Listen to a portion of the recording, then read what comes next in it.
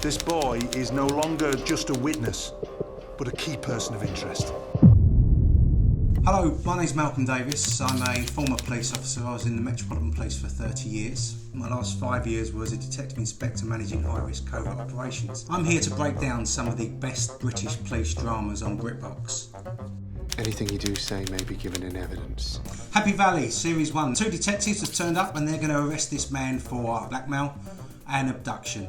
I'm arresting you on suspicion of abduction and demanding money with menaces. These are serious offences, so you have to give as much detail as you can when arresting someone. Otherwise, all sorts of issues arise. Didn't think glitz and glamour were your thing, sir. Midsomer Murders, a firm favourite on BritBox. There's a uniform officer on the door, and basically he should be taking details of anybody entering that scene, and at the moment it's about as much use as a chocolate teapot. So these two officers have walked into a murder scene wearing no protective clothing, so they could be treading in contamination, and also don't put cordon tape around the bush. There's no need for it, it's a waste, it costs money.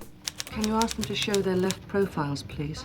So what you're dealing with here is an ID parade in the 1990s. You wouldn't have the luxury of a glass screen. You see, I'm not sure. But you'll also be running around the streets trying to find people to actually stand on the ID parade. The gun we recovered is a Glock semi-automatic. An area's been sealed off because intelligence shows that a piece of evidence may have been disposed of. This officer here has found a plastic bag containing a handgun in a bin. Manning now has his briefing where he talks about the striations on the bullet. The striations on the bullets recovered from Stephen Marshbrook's body are a match. What that means is, as the bullet revolves down the chamber, it creates almost like a fingerprint. Well done, the police advisors, on that one.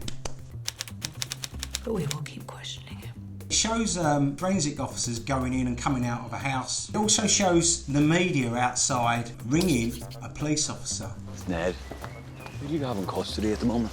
Now, the thing with this is 9 out of 10 times the custody officer will be too busy to answer the phone. The other thing about the media is, dependent upon the scene and the interest in it, the media can be on scene within 30 minutes at the very least. What you're seeing here, specialist firearms officers are raiding a barn.